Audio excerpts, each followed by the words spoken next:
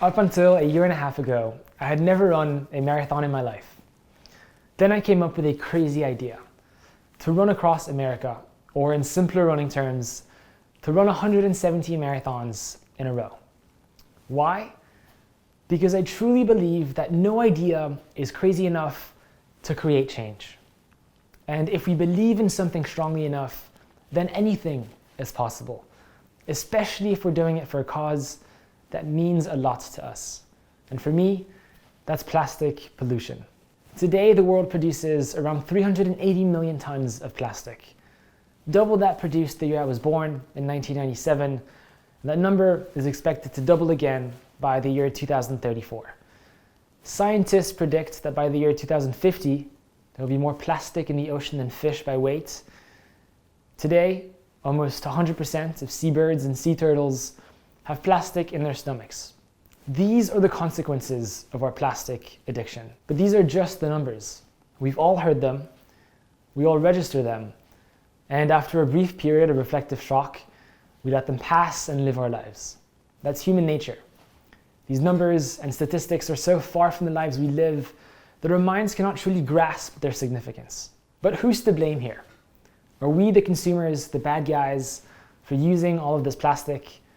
Or the manufacturers, because they created this problem in the first place and they're turning a blind eye to this pollution? Is the government responsible for not finding a solution? This is a question that I constantly ask myself. And that brings about my run across America. I believe that plastic pollution is everyone's problem. And I therefore believe that everyone needs to know about it. And that was my mission with this run, to get this conversation started around plastic pollution, to start creating real, tangible change. And I find that sometimes, if you do something crazy enough, people will stop and listen to you. And so without being a runner, I set out to run 117 marathons from New York City with my feet in the Atlantic Ocean, 3,000 miles away, or 5,000 kilometers to the Pacific Ocean. And I had one goal in mind. My goal was to speak to as many people as possible about the urgency to act now against plastic pollution, and to show that anyone can make a difference if they take a first step. Whether you're a teenager in high school, an important politician, a farmer, or you work in a pizza shop, everyone needs to hear about plastic pollution. And so I began my run on July 26, 2019, without having run a single marathon, because I was so driven by this idea that maybe if I do something crazy enough, people will listen and start making those small changes necessary to solve this plastic crisis.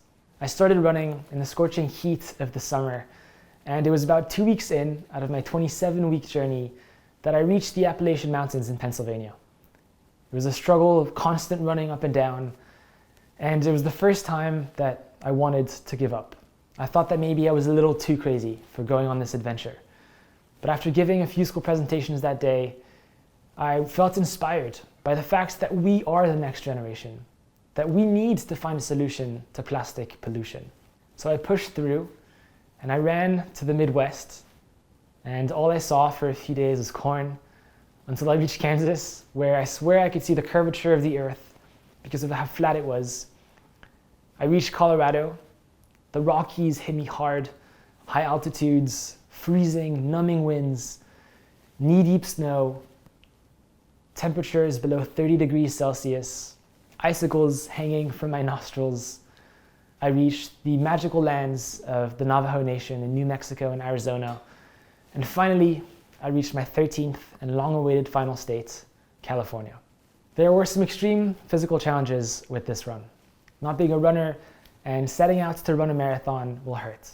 But not being a runner and setting out to run 117 marathons will hurt. The soreness in my joints, the pain in my back, the bloody blisters, the mental fatigue, the thought that maybe this run was completely pointless and unnecessary, the humiliation, the cause. The hardest thing about this run was running a marathon in a day and meeting someone who did not think that plastic pollution was a worthy cause. After running for 5 hours, it was a tough conversation to have. But it was also the reason that I was out there. And I can never blame people who said that. Plastic pollution is a serious threat to our planet, yes. But unless you experience it firsthand, it can be difficult to realize the impacts and the significance of it. And I guess that I was unlucky enough to experience plastic pollution firsthand growing up. I was raised on the picture-perfect paradise island of Bali, Indonesia, but our beaches were, and still are, covered in plastic. Sometimes so much so that we can't see the sand. So at 12, 14, and 16 years old, with my older brother Gary and older sister Kelly, we started cleaning it up. But cleanup after cleanup, the pollution would always come back. So we asked ourselves, where does all of this plastic come from? And it turns out that 90% of plastic in the ocean comes from rivers. So we very quickly realized that no matter how many cleanups we would organize, it simply wasn't enough. So we tried to come up with the craziest idea that we could think of to tackle rivers. And with my brother Gary, we decided to go down the most polluted river in the world on the very same materials that pollute it, plastic bottles. The Citarum River in Indonesia is known to be as toxic as Chernobyl. It's a river that runs into Jakarta, the Indonesian capital, and 15 million people rely on its water to live. This idea of kayaking down the most polluted river in the world turned into a reality, and with our cameras, we set out to create the most shocking visual. But what we saw on the river made us feel like we were living in an entirely different world, a world entangled and choking on plastic. A world where we felt absolutely helpless. In a very unfortunate way, what I saw on the Citarum was that our planet was crying for help. Luckily, our kayak trip quickly became a success story. The idea of floating on trash became an amazing conversation starter. Kids were marveled at the idea of finding a second life to plastic bottles, and adults started questioning why nothing was being done. We created a video series about our trip, released it on social media, and sent it to everyone we knew. Our message was heard. 2 weeks after completing our expedition, the Ministry of the Environment invited us to declare an on-camera emergency cleanup. And 4 months later, the Indonesian president declared that he was deploying 7,000 military soldiers to clean up the Citarum River. Whenever you're ready. So, what do you think about the Citarum? Do you think it's possible for it to be clean again? Gary, you will see that Citarum River in 7 years will be the cleanest river. We are now celebrating the 30-year anniversary of that cleanup.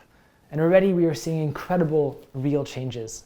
For the first time in decades, the river on the Citarum River is cleaner, fish have come back, and communities living along the river have adopted a no plastic policy. But the Citarum River is one river.